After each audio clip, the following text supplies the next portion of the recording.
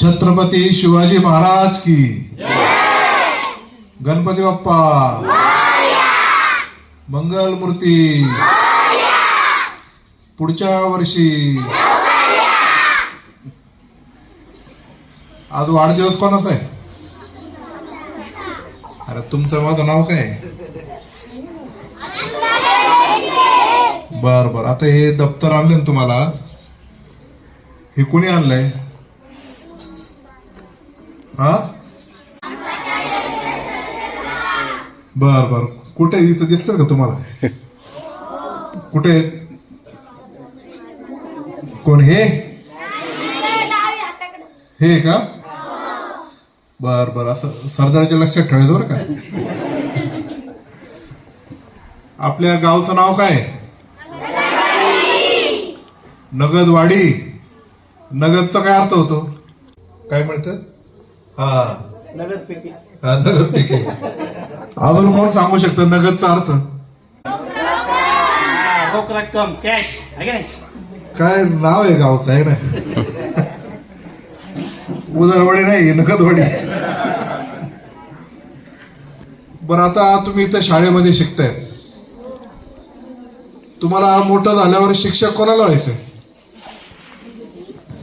वा वा वा. आणि तिकडे ती मोठी मुलं बसली ती हायस्कूलची. हायस्कूलची. बरं, हात खाली करा. पोलीस कोणाला व्हायचं? पोलीस. बर बर. वकील कोणाला व्हायचं? वकील. माग आहे एक दोन वकील. आणि डॉक्टर. डॉक्टर बरेच जण आहे बरं का. आणि आमदार कोणाला व्हायचं? आमदार. अरे वा. हात खाली करा. आयुष्यामध्ये मोठं व्हायचं असेल तर चांगलं शिकलं पाहिजे. जर तुम्ही शिक्षण चांगलं घेतलं नाही तर पुढं तुमचं लग्न सुद्धा होणार नाही. पण आयुष्यामध्ये आता ही जी शाळा उभी केली, ही गावकऱ्यांनी मिळून उभी केली, शासनाने उभी केली, वल्लभशेठ बेनके साहेबांनी उभी केली. आता इथं वर्गखोलीचं काम एक मंजूर आपण केलेलं आहे. हे आम्ही का करतो? तर तुम्ही चांगली शाळा शिकावं म्हणून, चांगलं शिक्षण घ्यावं म्हणून. आज माझा वाढदिवस आहे, पण वाढदिवसाच्या निमित्ताने काय करायचं तर संपूर्ण तालुक्यात आपण हे वह्या वाटतोय. जे गरीब मुलं असतील, शेतकऱ्यांची मुलं असतील, कष्टकऱ्यांची मुलं असतील, त्यांना मदत म्हणून आपण हे करतो. का तर त्यांनी शिक्षण चांगलं घेतलं पाहिजे. आणि हे आज नाही करत, गेले अनेक वर्षापासून आपण आज करतोय. आणि मी जे आवाहन केलं त्याला प्रतिसाद देत आदरणीय बांगासाहेब, आदरणीय आपले गावचे बाळासाहेब बडे यांनी हे साहित्य आणलं.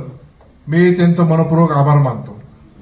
तुम्ही जे मला शुभेच्छा दिलेत हे मला आयुष्यामध्ये ऊर्जा देणारी आहे.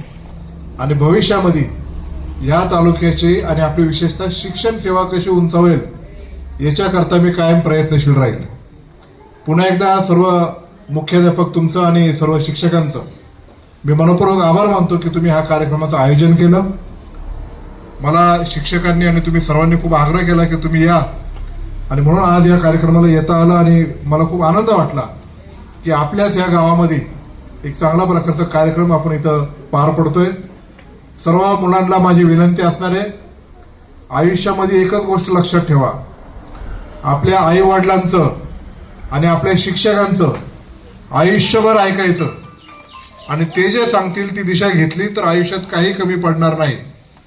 एवढं या निमित्ताने सांगतो. आमचे सर्व बंधू सगळे इथे या गावामधले नगदवाडीचे असतील आणि कांजळी गावातले सर्व इथं उपस्थित झालेत.